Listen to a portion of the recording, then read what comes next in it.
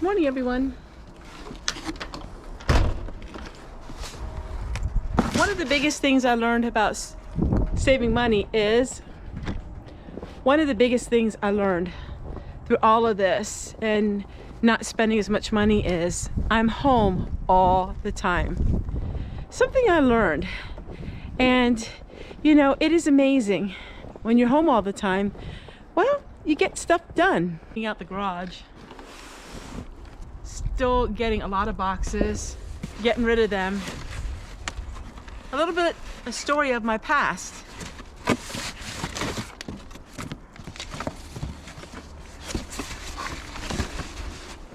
Try to get all this stuff done, and being home all the time can give you a little bit of cabin fever. But yet, for me, I find that I'm getting so much done, it's really inspirational for me to just get rid of the clutter. Let me go ahead and get this done.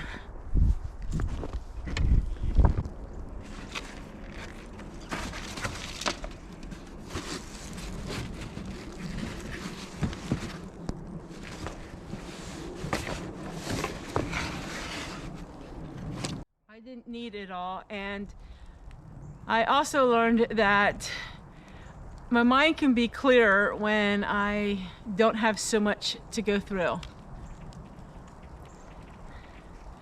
I love opening up my closets now, and I can actually shut the door. Before, the doors would never even shut. And I'm not having cabin fever too bad yet because I've been kept so busy doing things. I find myself asking myself over and over again, why did I save this? Why did I save that? What was I thinking? What was I thinking with all that canning? Did I really think that things were going to get that bad? Did I really think that the apocalypse would happen? Did I really buy into the fear that much? And I find myself now, it's twice the energy to go through everything, to sort through everything, than it was to actually create it in the first place.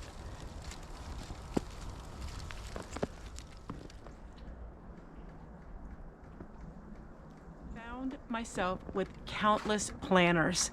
I bet you had 15 notebooks of different kinds of planners to do this, to simplify my life. Countless books on simplifying my life, when actually all I need to do was to get up and get started and do it. I am sure I am not alone. There are so many people. I used to watch the show Hoarders all the time, and every home they would go into, they would find books on how to declutter, how to simplify your life, how to do all of these things, and yet they never did them. That was me, on a smaller scale, of course, and I would get these planners and more planners, and every year I'd have a new planner to start out my year, and every year that planner kind of sat in the drawer. Now I have lots of them. I have notebooks on everything you can imagine. Notebooks on canning, notebooks on housework, and notebooks on being the perfect homemaker. You know, the notebooks of the trad wife, which means traditional wife. They have these beautiful cottagecore notebooks where everything is so pristine and white and clean, and you start your notebook out and you think it's going to be the most amazing year of your life, and only to quit when it comes around February. How many of us are like that? How about it's weight loss? January 1st, you're ready to start a whole new year. You just consumed the food of the weekend, and you are full and you're ready to go, and then by the end of January you're back to where you were. I was convinced this year was not going to be one of those years. I was convinced, and I was set on a path that this year was going to be the year of writing in my books and actually putting forth the effort. And I've been doing that. Every single video of mine is putting that effort, putting one step in front of the other. Sorting out the garage, sorting out the closets, sorting out everything in my life. What that was an example of was a girl who had great intentions, but somewhere along the line, life got hard. And my house was clean and pristine to the best of its ability, of course, on the outside. But in the closets, I was jamming them in there, you know, Just quick, throw it in and close the door. Throw it in and close the door. And it got to the point where I couldn't even close the door anymore. And opening the door is a metaphor for life, because when you open the door, you're opening yourself up to the world, and you're showing the world, in my case, there was some internal problems that were manifesting in those closets. I laugh at it now, but it's hard work. Sorting through my books is not easy. Sorting through my food is not easy. And one of the biggest things that's helping me the most is being able to be at home.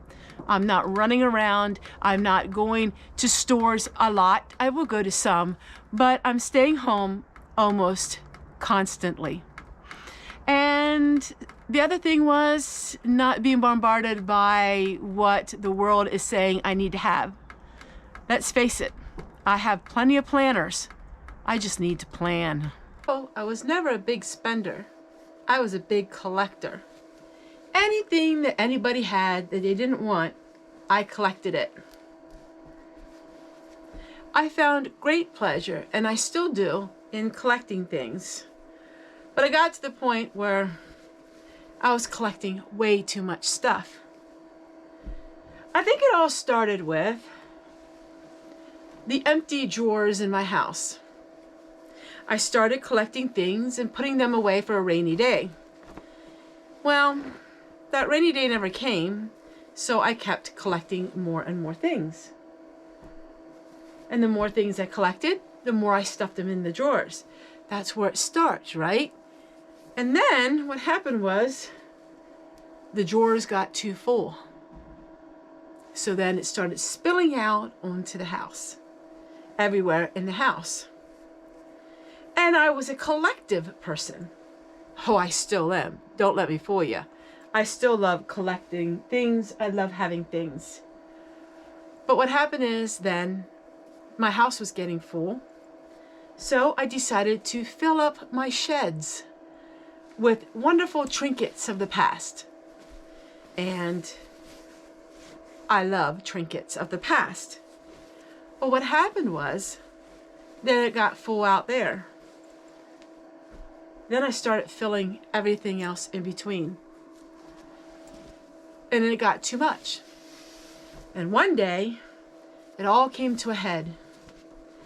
It was a busy day, and I went away, and I knew I had to get work done. This was back last year.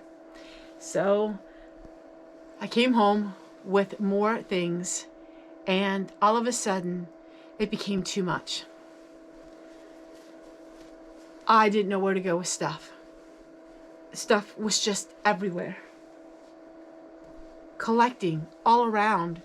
And it was good things. It was things that I didn't want to throw away. And I didn't know what to do. So finally, I said to myself, am I using these things?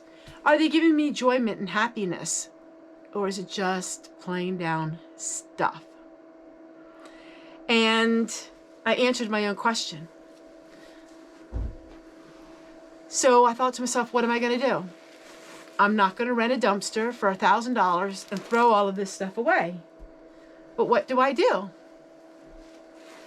I decided to reach out and see if there would be families that could be blessed by all of this stuff.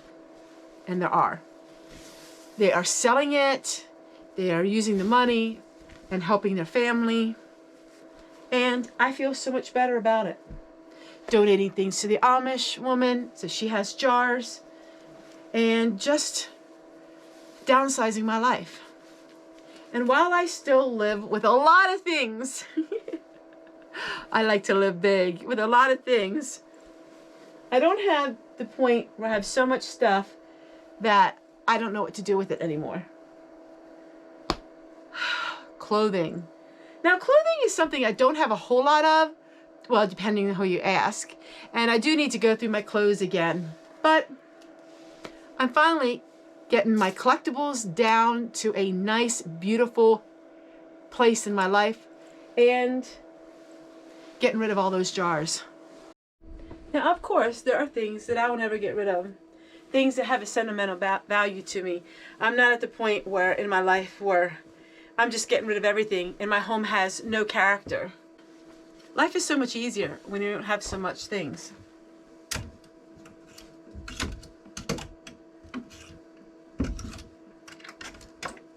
And I think what surprised me the most was this came on so gradual. Like it wasn't like overnight. Like this is years of just not taking care of things and years of just, I don't know what. It's years of just not wanting to deal with it. The latest project that I'm working on is getting all of my planners, putting them together, trying to downsize them and consolidate them, and actually using my planners and having them out and enjoying them and using them every day. Well, everyone, I'm going to go sit down, relax a little, maybe watch the Waltons and get my planners out. Another thing I realized I had was so many stickers. Absolutely love the stickers, and I'm going to be using them in my planners. Thank you guys so much for watching today's video. I did receive a belated birthday gift, and that was such a surprise from Joanna, and I just wanted to share with you the box. So she gave me a few books, and let's see, I hope I don't have them. I do not have it. Look at this one, Little House on the Prairie. No, I do not have this book. As you know, I love books, so I do have a lot of books. She got me a Christmas, and I will wear these now. I'm gonna wear these tonight, some pajama. And she wrapped each of these books up with a tea towel. So thank you so much, Joanna. Look at this one. Isn't that neat?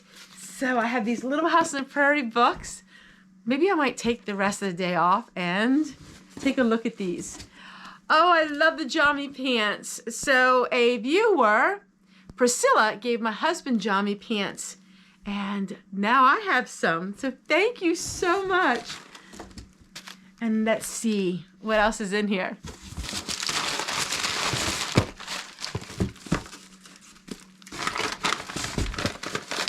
She has some fat wood, and we will use this. Fat wood is, from what I understand, the heart of a pine. Oh my word, I love the smell of it. Fat wood smells amazing, and this is something that is in the South. Absolutely love it. Thank you so much. My husband will be using this, and it smells amazing. And let's see. She gave me some birdhouse making kits. My granddaughters will use these. And beautiful wooden coasters. And this little bag. Well, let's see what's in here. Oh, it's so beautiful. So thank you so much for these journals and for the beautiful pens. And thank you guys so much for watching today's video. And we'll see you guys on the next one. And that is tomorrow. She gave me this glass jar, which I love it, for my water. Bye, everybody.